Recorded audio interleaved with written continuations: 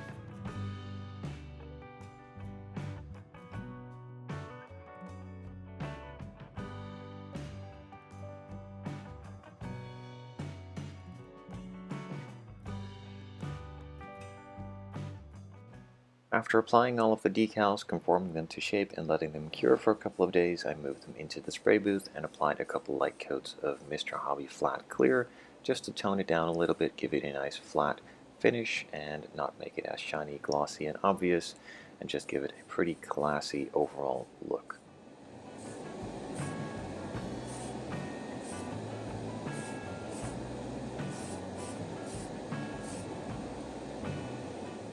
The accent pieces, like the seats and the inserts for the door panels, are painted in the saddle tan leather from Zero Paints, a lovely color which I think suits really well with the exterior color.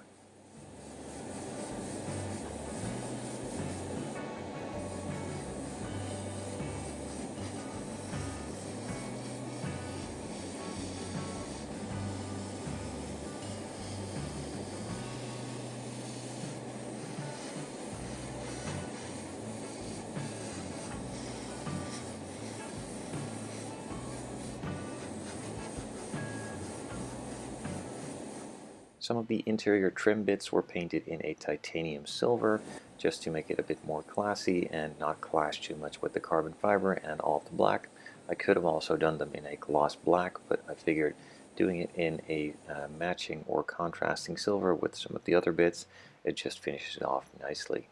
Once that was all done, I added a couple of small details with a brush and some black paints and could then just glue it all together.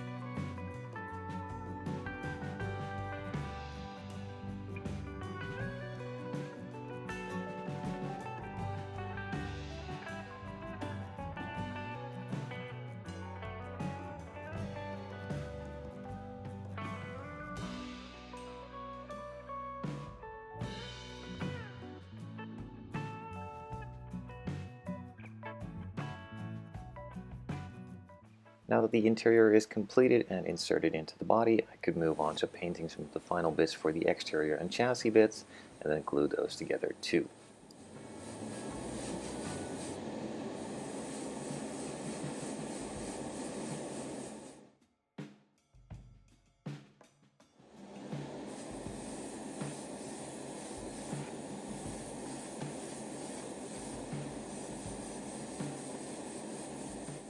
I personally did not like the wheels that were included on the standard car when it launched, and these were also included in the kit at all, so I found some wheels online on Cults 3D, sized them to the correct size of the kit, also printed some new tires to match as the ones from the kit weren't really all that great, and painted those black, the wheels silver, then added a gloss clear coat on top of it, let that cure, and then painted the inside pieces in a black so I could make it a nice diamond cut finish. Now these wheels were optional on the actual 177 when it launched, and they also look pretty similar to the wheels on the DB11 and also on some of the newer Vantage models. And I think it just ups the car a lot, makes it look more modern, and finishes it off nicely. After applying the flat black, I moved the wheel straight to the workbench, didn't really give it any time to cure at all, so the paint is nice and soft and really easy to remove. Just to help it remove a little bit easier, I'm using some of the leveling thinner on a cotton swab from Tamiya, which gives me a bit more precision and makes it a lot easier to remove some of the highlighted areas and give it a nice diamond cut finish.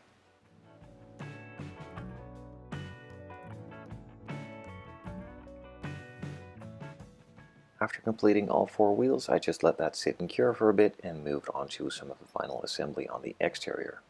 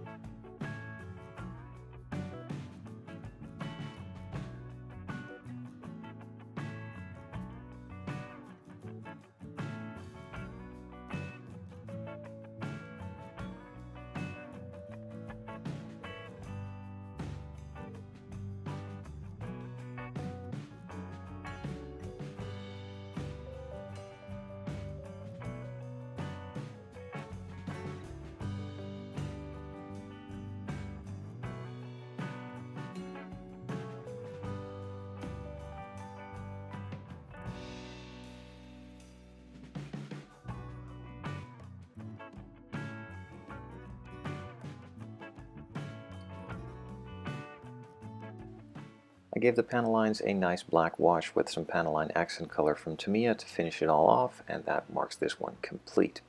Now, one of the parts that I decided not to add was the chrome silver trim around the side windows. I think it dates the car really badly, doesn't really look all that modern, and with a nice black glossy outline that is already printed in the clear parts for the side windows and the wheels, I think upgrades the look of this one to a modern car, and it could have been launched this year with a really nice timeless design and updated with these smaller features that I personalized myself. I hope you enjoyed the build as much as I did, and I'll see you on the next one.